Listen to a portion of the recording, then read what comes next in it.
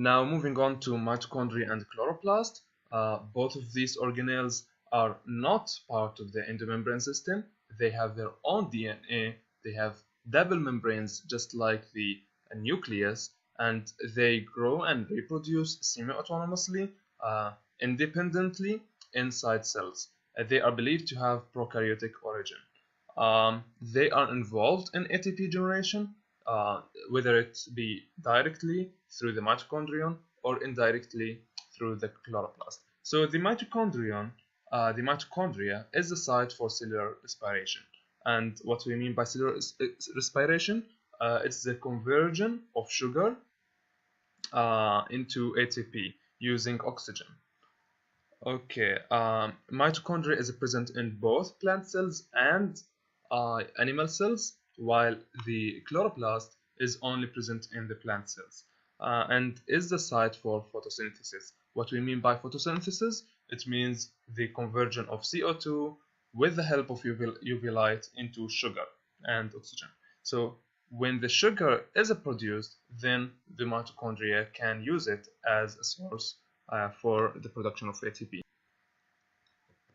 Okay, so the chloroplast is a member of plant organelles called plastids, which include also the leucoplast, which has a storage function, and the chromoplast, which has a color function.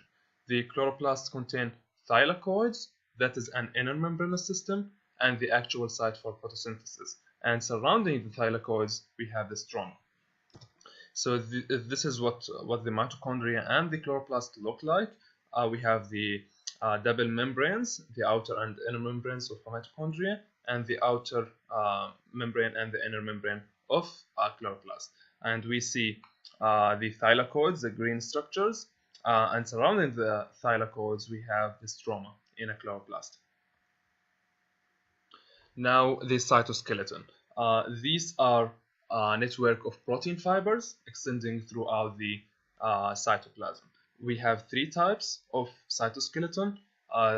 We have the microtubule, which is a hollow tube. We have the actin filament, and we have the intermediate filament. The microtubule is the thickest. It has 25 nanometer diameter. The actin filament is the thinnest, which have a diameter of 7 nanometer. And lastly, the intermediate filament has an intermediate diameter of 8 to 10 nanometer. All of these cytoskeleton structures function in structural support and cell shape. The microtubule and actin filament are used as a railway for motor proteins, causing cell and organelle motility.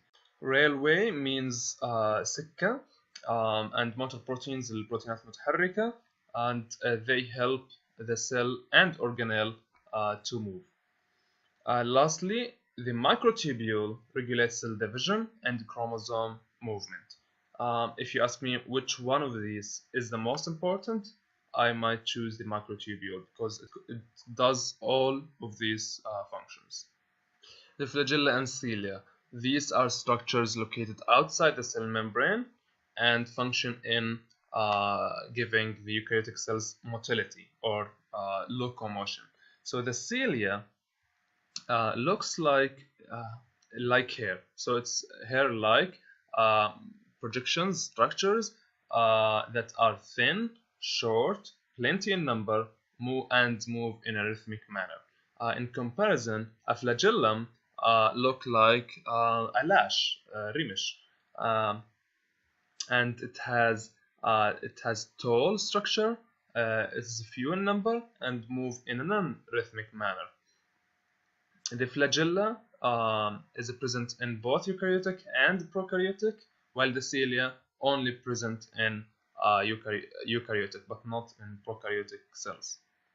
Examples of cells having flagellum are the sperm cells, some protozoa, and some bacteria. These structures, both of them, are anchored in the cell membrane and project outward, and for their movement they use ATP. And the molecule that is responsible for their movement is a motor protein called dynein. So the dynein motor protein, and its movement their movement is a bending movement, not a rotational movement. This is very important in comparison to prokaryotic flagellum. The eukaryotic move by bending, the prokaryotic flagellum move by rotating, as you will see. So both of them have identical structures. Both of them has axoneme and basal body. The axoneme have a 9+2 distribution, 9+2 axoneme. So what do we mean by that? They have 9 doublet microtubules, outer 9 doublet microtubules, and central 2 microtubules. So 9+2. And if you can see, we have the motor proteins here, okay, the dynein, and what they do, for example, there is a motor protein here, and it projects to the next microtubule.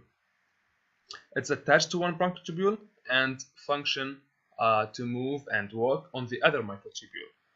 Because it's attached, it cannot be moved except by sliding motion. So this microtubule, if the motor protein try to walk upward, this microtubule will slide with this microtubule, producing a bending motion to this side.